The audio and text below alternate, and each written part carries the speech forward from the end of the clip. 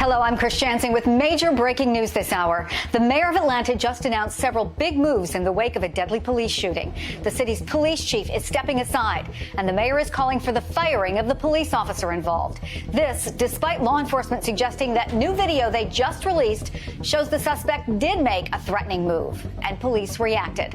So let's explain how we got here. There have been protests throughout the day in Atlanta after cell phone video emerged of the deadly shooting of 27-year-old Rayshard Brooks. We want to warn you, this video may be disturbing. Police say they were called to a Wendy's on a report of a man sleeping in his car and blocking other drivers.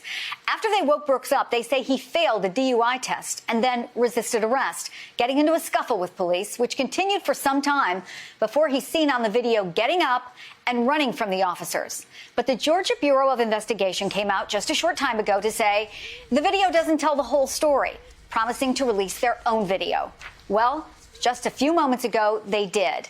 Take a look. It's surveillance video that picks up after the cell phone video ends with Brooks running from police. And it appears to show Brooks turning toward police and firing the taser. Police fire, and he drops to the ground. Atlanta Mayor Keisha Lance Bottoms weighed in just a few minutes ago, calling for quick action against the officer involved. While there may be debate as to whether this was an appropriate use of deadly force, I firmly believe that there is a clear distinction between what you can do and what you should do. I do not believe that this was a justified use of deadly force and have called for the immediate termination of the officer. The mayor also announced that longtime Atlanta Police Chief Erika Shields will step aside as the city launches, quote, a national search for new leadership.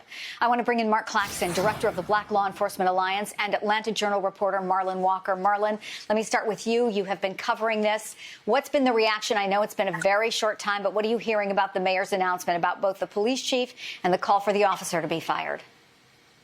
Like you said, it's still very early on, but a lot of people are in shock. Erika Shields has a great reputation in Metro Atlanta, and a lot of people are wondering what this means at the end of the day. People are still, like you said, it's been less than 20 hours since everything went down at the Wendy's in South Atlanta. So a lot of people are still confused about what's going on. The video was just released. I don't think a lot of people have had time to digest that at this point.